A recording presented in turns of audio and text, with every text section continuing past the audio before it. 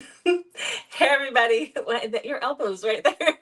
Hey everybody, welcome to Bestie Book Reviews. I'm here in person with my bestie Mandy. And I am also in person with my bestie, Jessica. You are.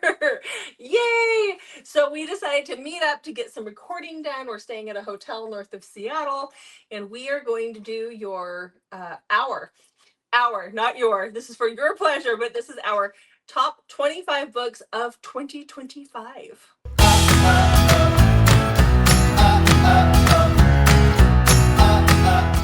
Yes, It's gonna be a lot. it is. So we're gonna try not to talk too much, but we're gonna do these in order from 25 to 1, so they are ranked. And the ranking, mine's changed over the last couple of days since I made this list. I changed mine. There was actually a book that was like on my, I think it was like 12 or 13, and it ended up not even on the list. Yeah. Which doesn't mean that any of the other books that we've read this year that we've talked about how much we love, like it doesn't take away from those. Just in the moment when we were forced to pick our top 25 25, this is what it was. This is what it was. So ready to get started? I am. Okay, let's do it. All right. Hit the subscribe button if you haven't yet. Yeah, because we're cool like that. Okay, but before... We have lots of fun things coming in 2026. So you definitely want to be subscribed. So we're going to give you our top 50, 25 each. But I think it's very important to know how many books that we read this year, or in 2025, so that you know, like when we say these are our top, like we're not joking. Like these are the good ones. Yeah. So I read 448 books this year. I read 451. Mandy did such a good job this year. So, I mean, you're looking at 900 books, and these are the top 50. So, I guess that's a lot.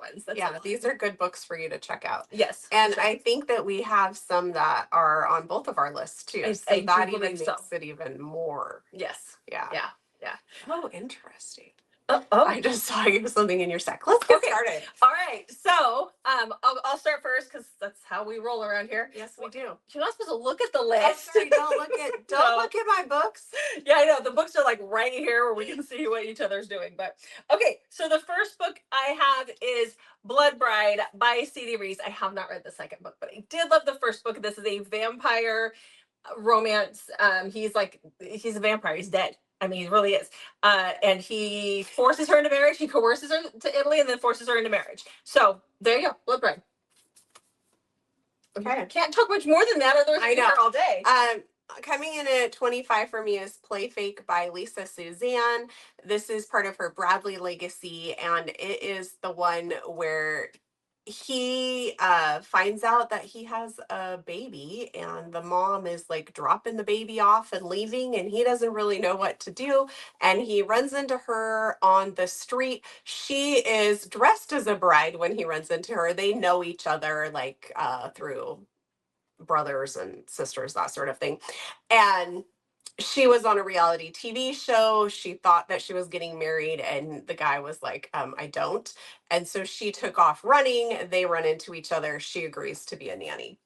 Loved it. Oh my God, I gotta not say that in this. For all of them, it's obvious. We did love them. I know. Okay, the next book that I have, number 24, is Hips, Lips, and Apocalypse by Tyler Page. This was interesting because it was just different. It is post-apocalyptic. It kind of has a 50s style, Cold War, we built a bunker type situation, because they are in a bunker and they all dress like it's the 50s. And it is an MFM, and there's some survival elements, and there's also like some mystery. There's some thriller elements to it too. Loved it. Okay. Number 24 for me, I should have been reaching for this while you were talking, sorry, is Pretty Monster by Sheridan. And this one has audio also. It's stalker romance. Like, what else? I don't know. How in detail do we want to go? Yeah. I'm trying to think of what to say without giving anything away. It's a stalker romance. It was really, really good. I loved it. Yep, there you go. Number 23 on my list is Domination by BJ Alpha. Mandy has the book over there. Sorry. I didn't want to make you pull it out of your stack, though. So how about this? I'll let you talk about it when the time comes. Okay, so how about that? Good. So 23 for me is Domination. What's 23 for you? Okay, 23 for me is Dream On by Jennifer Hartman. They know each other through a high school play. Something happens, and he is in Hollywood creating a movie series or TV series based on their relationship, and he gets her to come join him, even though they haven't been on speaking terms. That is like so brief about what this book It's is all we really can do about. with this, otherwise the video will be 4 hours long. The next one that I have on my list is Huckleberry Hill by Emma Slate. This is a surprise pregnancy cowboy romance. Loved it. The whole series as it's coming out, I'm loving, and they're all supposed to be these surprise pregnancies. Our heroine, her boyfriend dumps her because she found out she's infertile. And lo and behold, no, she's not. It was not her problem. So there you go. Okay, 22 for me is Born for Marble by Nikki Harris. Oh, Oh yeah, no, I mean I have it on here too. I know. I saw Yeah. that. We've been talking about this book a lot. It's kind of bodyguard with her. The book is to really talk about the book. Well, it's dystopian, so There you we really go. got to start from the Yeah, beginning. you need to start from the beginning. So good, but this is the bodyguard one, and we did read it for a buddy read. And the beginning is Born for Silk. Just so we all know. Yes, Yeah, yes. it's just start. They're really good. Audio for all of them is amazing. So then the next one on my list for number 21 is Stone by BJ Alpha. This is the start of her Carrera family series. Azrael, which is book 2, is coming out towards the end of January here. And this is a stepbrother, stepsister situation. Also MMA fighter and some mafia ties. So freaking good. So amazing. Just Stone. And she gets given to somebody that she shouldn't, like, she's getting forced to marry somebody she doesn't want to marry. It's a whole thing. Go read it. Maddie's reading one of her books right now. Number 21 for me is Buried Dreams by Natasha Madison. This is part of the Dreams series. The whole series is phenomenal, so it was hard to narrow it down. But in this one, there's a horrible accident, and this is about how all of the lives are impacted. This is Everly and Brock's story. And this one, she has been gone. They were in love when this accident happened. She is coming back. He has a daughter that is about the same age as how long she's been gone. So we really figure out what's going on in here. And also he's a grumpy asshole. Love them. Except for with his little girl. Yeah, okay.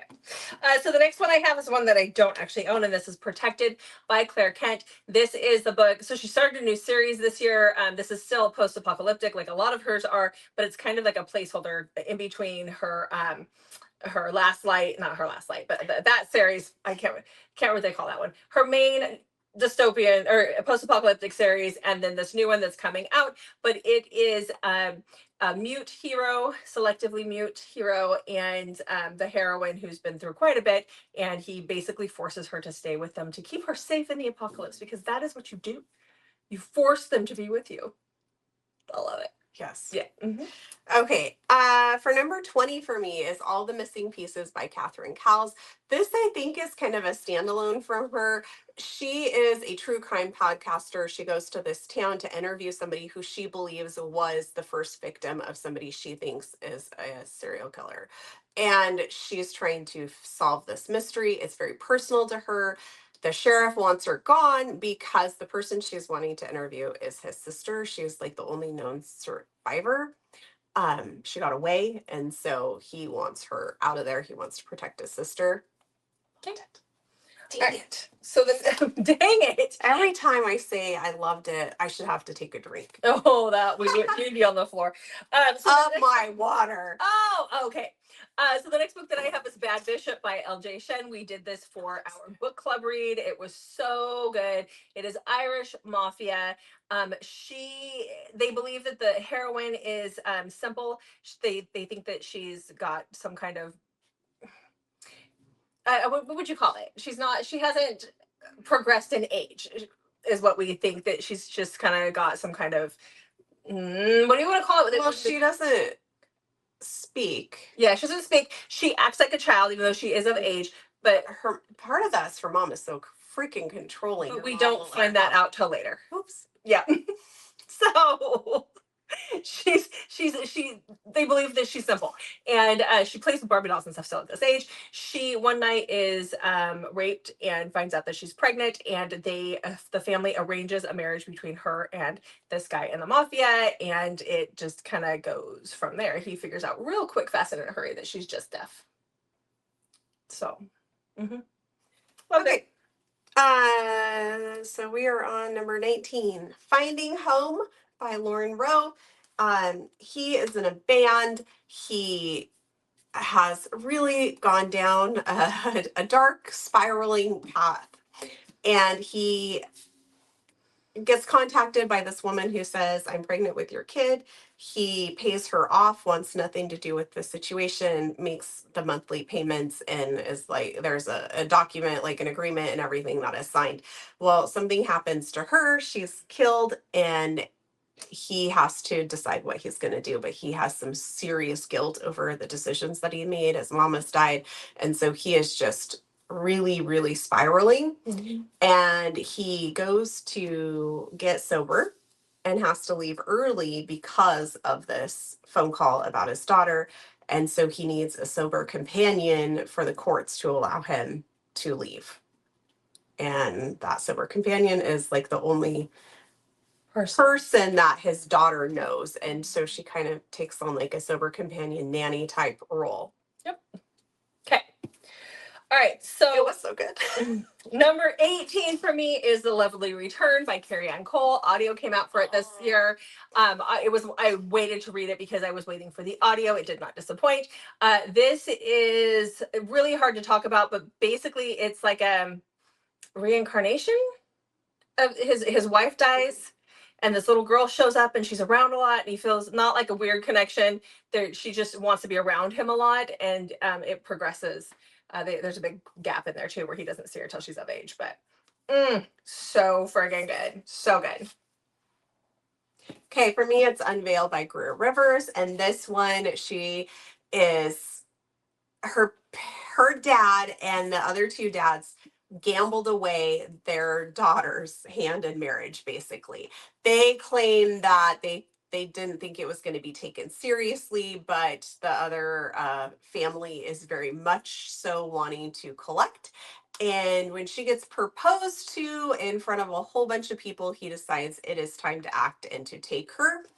But things go, it quickly turns from her being kidnapped by him to a time of survival. Okay, we'll say that. All right, so number 17 is one that I actually just read within the last couple of days of December, and that is Come Back to Us by Samantha Christie. This is a military romance. They've been in love since they were 13 years old. He is about to come home from the military when she finds out that he has been killed by a roadside bomb, and then 2 weeks later finds out, oh, no, he's alive, but he has full-on amnesia, and he can't remember you or the baby that you're pregnant with. So there you go. Okay. And for me, it is Here and Now by Corinne Michaels. This is Heroine on the Run. We see all of our favorite guys in here with their antics, which I absolutely love in this series.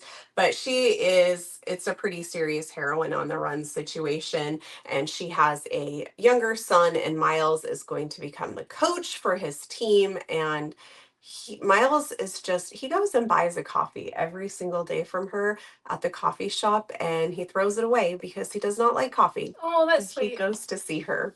Yes. That's sweet. It's really good. All right. So number 16 for me is Bitter Poetry by L.V. Lane. This is her very first mafia romance. I know she said it didn't get a lot of traction this year, but I'm telling you guys, I know it's a big one. It's a big guy, but it is worth every second. It is an MFM. Both M's, both the guys are brothers, actually. One's older, one's younger, so there is an age gap. She is promised to this guy. His brother is a bodyguard for one of the other guys in the mafia, and when something terrible happens to her family, her dad reneges on the whole, you're gonna marry this older mafia guy that you really like, and makes her marry his consigliere, and it is just so good. So it ends up being an MFM, but there's a lot of behind people's backs situation going on. So so good. And for me, it would be The Favorites by Lane Fargo. This is ice skating. They were on set to it's the couples what do they call that? Just Couple couples? skate, yeah. Couple skating. And they were set to, like, they were they were on track for Olympian favorites, and everything has gone awry. And this is told years later, like in documentary style, to try and figure out what exactly happened. So kind of think Dateline. It's so good, and there's lots of twists and turns, and it's very addictive. Okay. Yeah. All right. Audio is great too. Cool.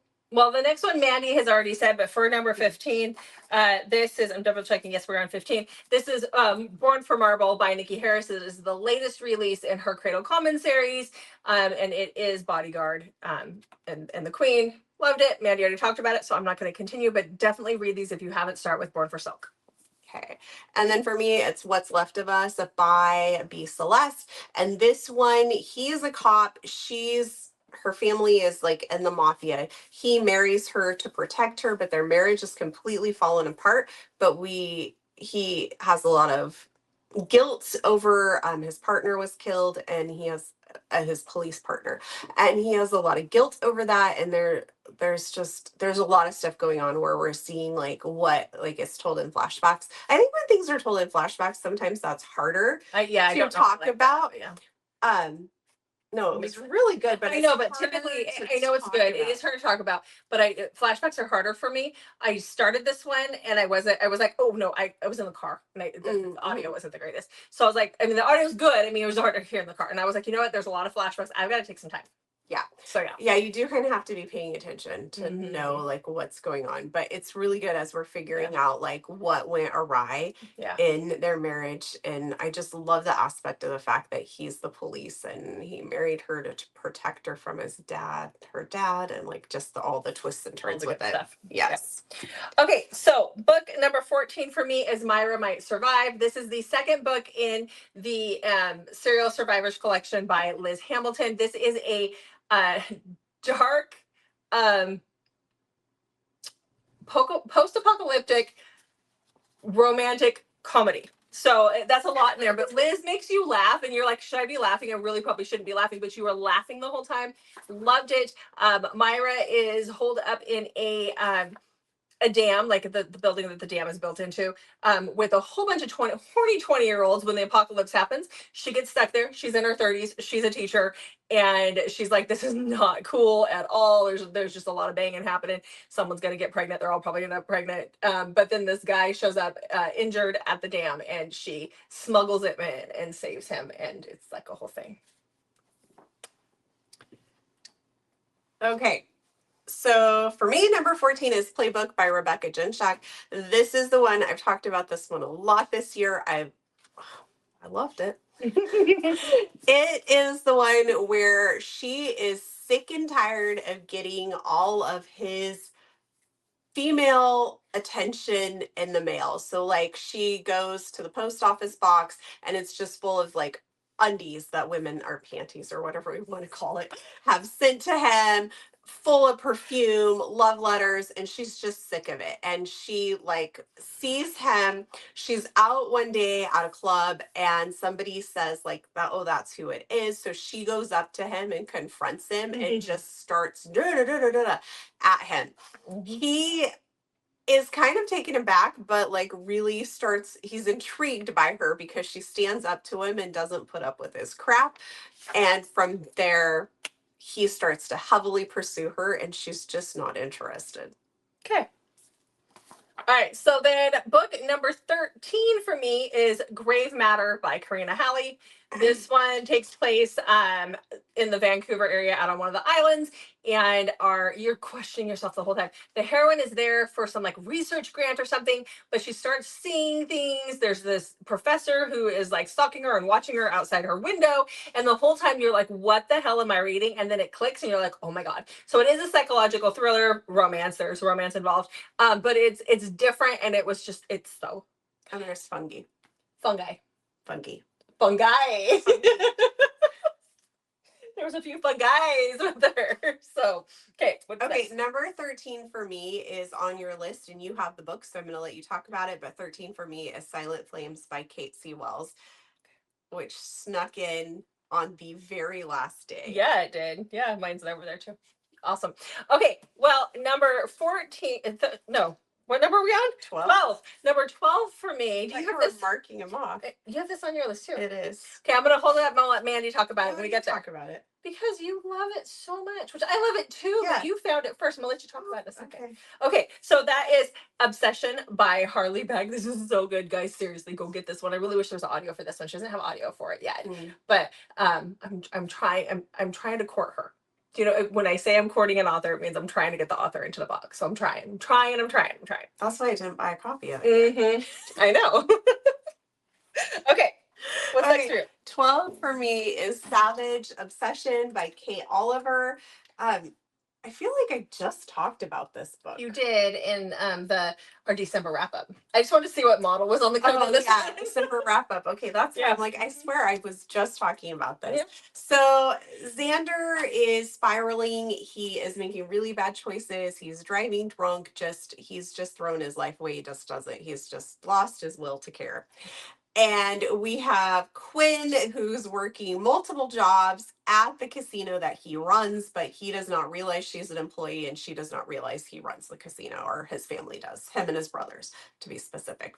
And she's working all of these jobs, trying to make ends meet because her mom is in a facility and the guy that runs it is charging her like insane amounts of money because she's severely behind in bills. And so she can't get ahead. And he ends up with some of her mail. He goes to take it to her and he sees this he's like, she's beautiful. She seems so nice, but she's living in this empty apartment with no furniture. He's like, did you just move in? She's like, no, I've lived here for a few years. And so he's like really perplexed and finds himself taking a big interest in her. But he's drinking a lot. And I grew up in a very chaotic, trauma-filled home and wants no part of any of this. Okay. All right. Well, book number 11, I don't think we can have a yearly wrap-up without a Ruby Dixon book, but this is Korvac's Challenge by Ruby Dixon. This is like the 4th book in the Ice Planet clone spinoff. I loved this one. He is a clone. They're both clones. They don't realize it. They crash land on the ice planet. We've seen that in previous books, but this one, he thinks that it is a gladiator challenge and he thinks that she is the prize. So he grabs her and he runs. So they don't stay with the group. They have no clue what's going on. They have to survive by themselves and they cannot communicate. And you guys know, I love it when they can't communicate. So loved it. She's just wishing that was like her case. Talk to her.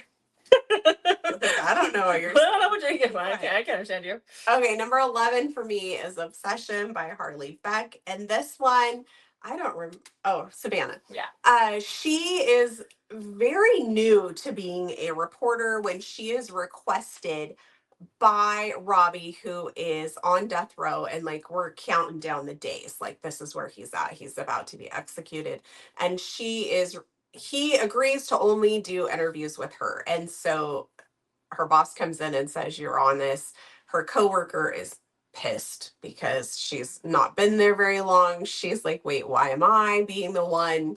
And then things just spiral very quickly. She goes to meet him and it just spirals really quickly. I guess that's the best way to say that. Yeah. It is a wild ride. It is pretty dark. I would say it's one of the darker things I've read with how graphic some stuff is and the things that happen in it.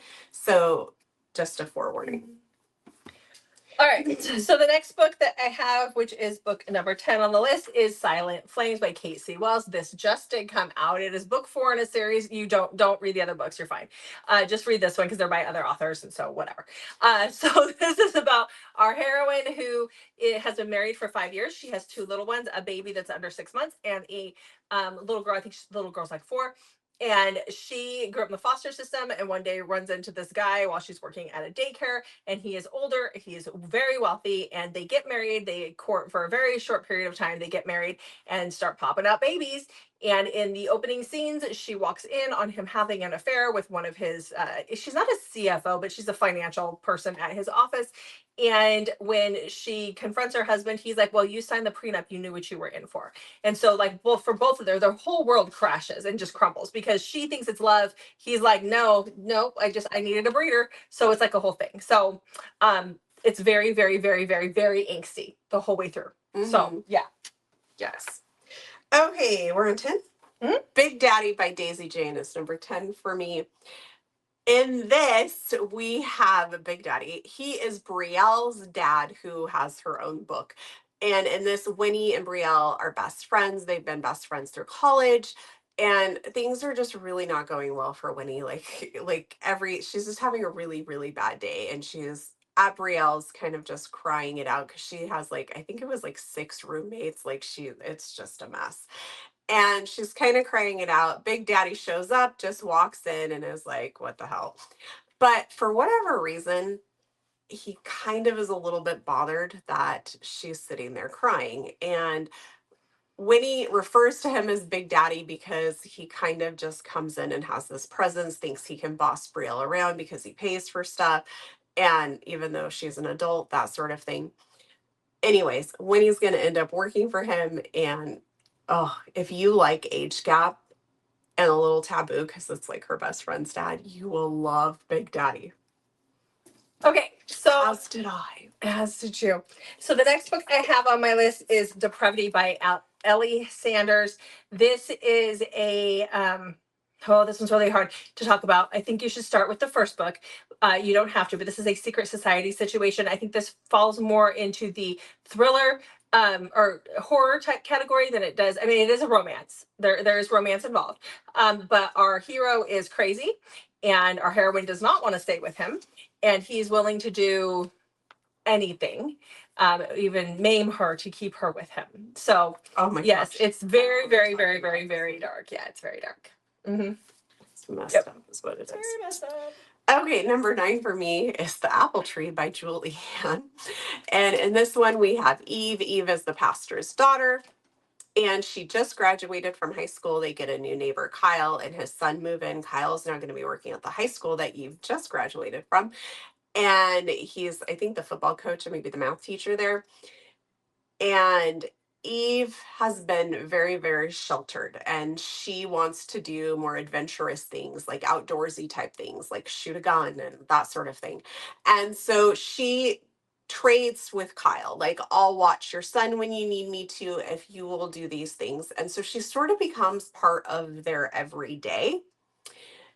And it's really good. I'm trying to think of what else I can say without giving away major point parts. So again, if you like Age Gap and that taboo-ish forbidden feeling, this is it. So number 8 for me is No Easy Dare by Samantha Christie. This is the second book in her McQuaid's. Yes, her Brothers of Callaway Craig McQuaid series. This one is about our hero who is a spoiled playboy. He's got way too much money and he's going to inherit more. And his grandpa comes to him and says, I'm tired of you gambling away all the money. I'm tired of you living like this is like the money's just going to grow on trees. So I'm going to give you an allowance and you have to live on this money for the year. And if you can't do that, then I'm not going to give you your inheritance. And the guy's like, cool, because they live in a small town in New York City or New York State. And his grandpa's like, oh, no. You're going to go live in New York City, not here in this little town where you can make it work. And so when he gets there to the city, to this place that his grandpa set up for him to live, for him it's squalor, but he runs into our heroine who is a single mom who has works for her father. He has a catering business and she's being abused by her father. And it leads to a surprise pregnancy as well as some other stuff happening. So, okay. Okay. So for number 8 for me is first verse and last chorus. It is a duet, so you do want to read both of them. First verse is first. Obviously. Last chorus. Wow. Last. Wow. These are by Ellen Halloran. This is second generation for her. Sorry, now I'm oh no, we're trying to hold hands. It's doing great. this. So this is Wilder and Eva's story. Wilder's in a band. He's pretty well known, but he's living a rock star lifestyle.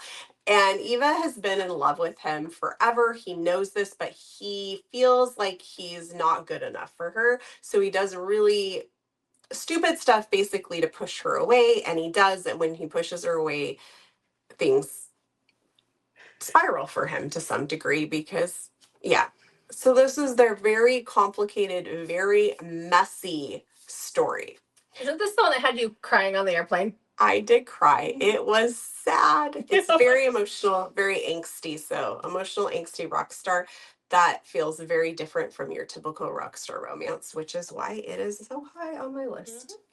All right. Well, number 7 on my list is Omega Founded by Mae Pierce. This is a wide choose, but it is an Omega verse, but set in like a Wild West setting, 1800s.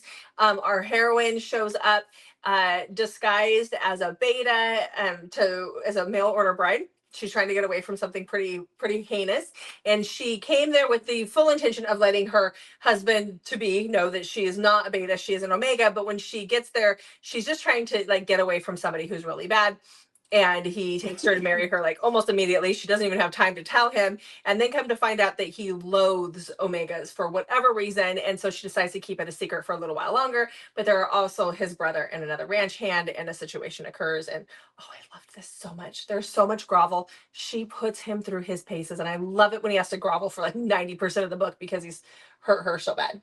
Oh, it's so good. Okay. Another thing that you wish would happen at home. Yes, I need him to grovel. Yes. Okay, so number 7 for me is Shadows of You by Karen Crompton. This is the last book in the Cold Neptune series. This is oh my gosh, why Jackson's story. Whew.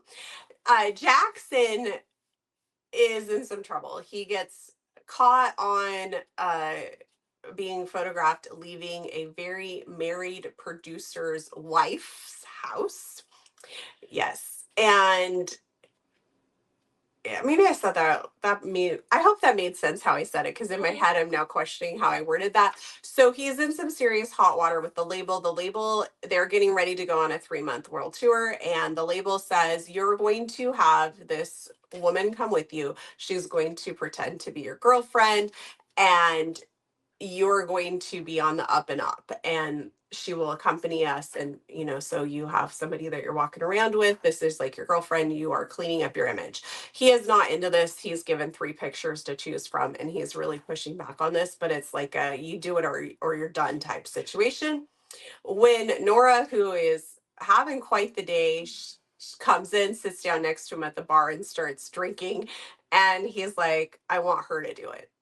And so that's what happens. But if you've read the book before this, you know that he shows up for that world tour with Nora and introduces her as his wife. Mm-hmm. Okay. The next book that I have on my list, which is book number six, is A Hunger in His Blood by Zoe Draven. This is the 3rd book in her Kylor series. This one is, so our hero is like the big lord of the manor. And this is a human alien situation where we haven't lived on Earth for a very long time. So she's grew up. You haven't? No, I haven't. No, I live somewhere else in my head. So our heroine has never even been to Earth. So even though she's human, don't spit it out. So anyhow, she is a maid to his household. And one day, because these guys are kind of vampire-ish, they drink blood, and she ends up cutting herself. He smells her blood. He realizes that she is her blood mate, but he has some trauma from an uncle who had a mate like that, and he let her just rule over him, and so he will not allow her to really become his blood mate, and he really. It's very angsty. He kind of puts the kibosh on that, but she wants to be around him. It's just so good. There's so much push and pull between these two. I loved it. I love it. Okay. And then I have Domination by BJ Alpha. So good. This is Vinny's book. So Vinny is the dad to the mafia guys that we've seen in the previous books. You do not have to read anything in order, although I feel like this book just feels and hits so much better if you've read the other ones, because you've seen the relationship with the guys and their dad. Yeah. So he, oh man, how do I make this quick? Easy. Do it. You do it. Okay. So he quick. meets a girl at a party, like a Halloween party. They end up having a one-night stand. He can tell she's very young. He's very dominating. That's his thing. He has her call him daddy and the whole nine. And then he fast forwards a few months or about a year or so later, and his stepson, who is a worthless POS, Yes. comes in and says, I'm going to go to rehab. I need you to take care of your your granddaughter basically, and her child, and he's never met this granddaughter before because of circumstances, and step granddaughter, and lo and behold, she shows up with her child, which he's all had a moment of realizing this is his great grandchild, and he's like losing his mind. But anyhow, she shows up, and lo and behold, there's the girl that he had the one night stand with. Dun, dun, dun. Dun, dun, dun. And we see a lot of Rocco giving Vinny a bad hard time in this, and it is so funny. There's group chats, there's family dinners, like, oh my gosh, it is hilarious. Yeah. Like, I think I love this book even more because of Rocco. Yeah, I think Rocco made it. Yeah. Audio just came out for that book. Go listen to it. It just, oh, it's perfect. Okay, so now we are in our top 5. You ready for it? These are the ones. These are the ones that really, I mean, you should pay attention to all of them. But these are, here you go. So book number 5 for me, I know, is Born for Lace by Nikki Harris. This is book number 2 in the Cradle Commons series. You've seen Mandy and I both talk about Born for Marble, which is book number 3. The reason why book number 1 isn't on here is because I read it last year. So this one is, oh, this one's so good. It is really hard to explain. Our heroine is in custody of a baby her friend gave birth, and she took the baby, and she's on the run with the baby because in this world, when a child is born, it belongs to the common, to the cradle. It does not belong to the parent. And so she makes a promise to this girl. She runs with the baby, and that is where she finds someone to get her out of the area that they're in and get them to safety. And that is where she meets our big brooding hero, and he's very standoffish and a bit of a dick, and they go on an adventure together. They go on an adventure that ends up in smashing. Okay, so number 5 for me is my favorite, Lost Cause by Elizabeth O'Rourke. And this one we have Marin, who is in a pretty bad marriage. And so she goes with her stepbrother Charlie to South Carolina to look at this house that he inherited. It is falling down in quite the mess, and she convinces him that they should spend the summer fixing it up. And they do. He's her stepbrother. They were not raised together, but there's still a lot of complications, and with a possibility of anything happening between the two of them because their mom and dad are married. Like, it makes it very messy, and I just love it so much. Yep. I don't even know how else to talk about it. Okay, well, the next one that I have is A Rift in the House of Bruin by T.S. Kenley. This is a spinoff of their Neverland Chronicles. So this is the story of the sister who we meet in the Neverland Chronicles. They say you can read this as a standalone. Both of them, they're sisters, T.S. Kenley. They say you can read it as a standalone. I think you get better enjoyment out of it if you read the Neverland Chronicles first, which is a Why Choose Peter Pan continuation after Peter has grown up.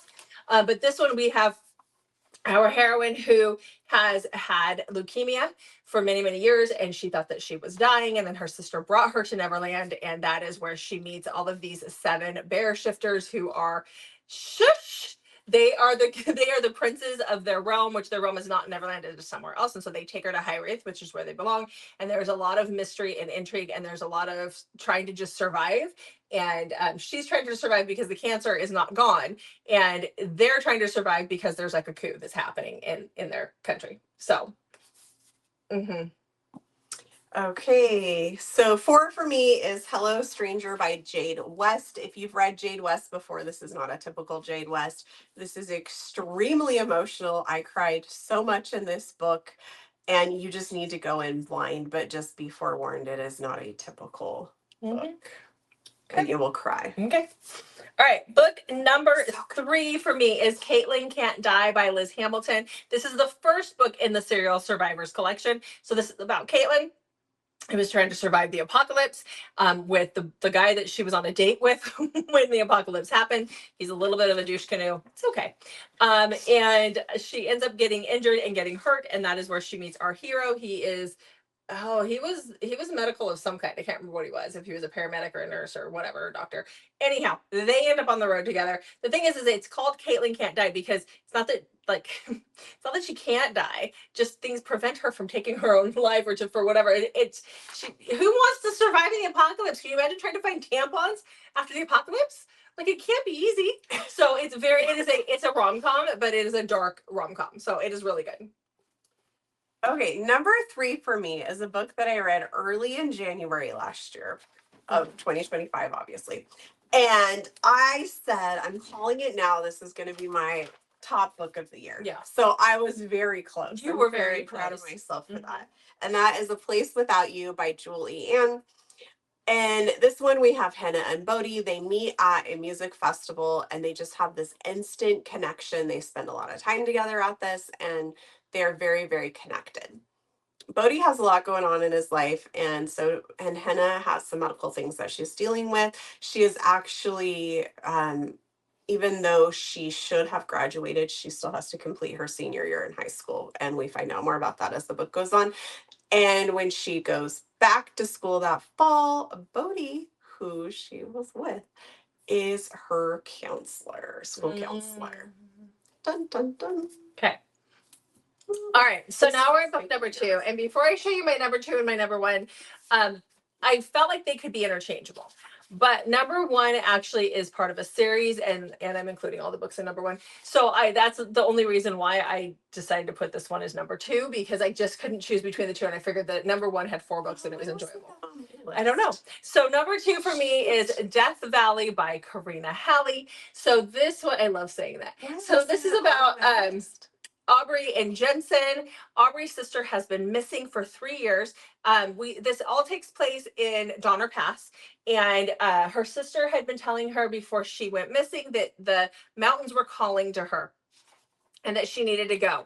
She was obsessed with the whole Donner Party and Donner Pass situation. And so Aubrey finds that she's having dreams now. She's dreaming of her sister. She needs to find out what happened to her sister. So she hires Jensen, who is very reluctant, but he is a tracker and a rancher in that area. And she hires him to take her up into the past to find out what happened to her sister. This is very thriller-ish. Like, you've got a lot of it's like Yellowstone meets The Walking Dead is pretty much what it's like. And it is so good. I was reading it at the early part of summer, and I kept having to wishing that the light would stay lighter for longer, because I'd freak myself out, but it was so frigging good. So, okay, I have a tie for number 2. Of course you do. They go together. Sure. Okay. No, they don't. They're 2 different stories. Just by the same author. They're in the same series. They are 2 different stories. So that's My Favorite Bad Decision by Elizabeth O'Rourke. And this one I'll try and be really quick. She is going to hike Mount Kilimanjaro. Thank you. And she ends up on the same expedition as her sister's ex, who her sister believes is the one that got away. Dun, dun, dun. And then the other book is My Favorite Fake Romance by Elizabeth O'Rourke. And in this one, it is Best Friend's brother. She goes home. She thinks she's getting proposed to. And instead of getting proposed to, she got dumped. And she goes back home because her best friend is getting married, and she ends up on a road trip with her best friend's brother, who has to go pick up his grandma and drive her to New Orleans. So it's like a multi-state, several days, like road trip. And this would be all fine and dandy, except for something happened between her and Elijah that broke her. So good. Okay. So book number 1, I called this early this last spring when I read it, and that is Juniper Unraveling by Carrie Lake. And I am including all 4 books. I didn't bring them with me because there was no point in doing that, but this is a continuing story through all 4 books. The first book is one couple story, and then the middle 2 are a different couple story, and then the third one is a different one. But this is these are all post-apocalyptic. They're very, very, very suspenseful. They're dark for sure. In this first one, you have our heroine, who is a young girl. Her mom is shaving her head at the beginning and she keeps saying that they only take the boys. Come to find out, there's this military group that comes in to where these survivors of the apocalypse are, and they will take only the boys and they kill the women. And so she knows that the mom knows that she's about to, not be here any longer, as well as her toddler daughter. The toddlers are twins. There's a boy and a girl. So the little boy goes with our heroine when she goes to this facility that experiments on humans. And I've talked about this a few times. I'm just going to leave it there. It is a romance, and so good. Just very, very dark. Okay, coming in at number one for me is another book that I read in January, but after I read A Place Without You and I called it was going to be my number one read of the year. And then I was panicking that maybe I really messed up by calling these books too early. But guess what? It stayed as well, and that is Irreversible by Jennifer Hartman and Shelley St. Clair. And this one, I'll be brief with this, dark romance. She's being held captive on like a black market type situation. She's been there for a very long time. He is a cop gone rogue trying to investigate when he gets himself taken and ends up on the other side of the wall from her. And it's just so good. Loved it. All right, guys, there you go. There's our top 25 of 2025. So almost 50 books because we had a few crossovers Yeah. of books that you really should read if you haven't read them. Put them on your TBR. And we didn't talk a lot about them, but they're all in our 1 minute book recs from the year. So you could just start binge watching all of those if you haven't already. All right. Okay. Well, if you haven't hit that subscribe button, we would love for you to do that. Like I've said a few times, we are going to be having some wonderful giveaways coming up. So in our anniversary video, we'll talk more about those, and just stay tuned for the whole year for really cool stuff from us. And make sure you check back on Mondays, Thursdays, and Saturdays, and sometimes Wednesdays, but all Wednesdays in January and going into February should have videos from us as well. Yeah. All right. Well, thanks for watching, guys. We'll see you in the next video.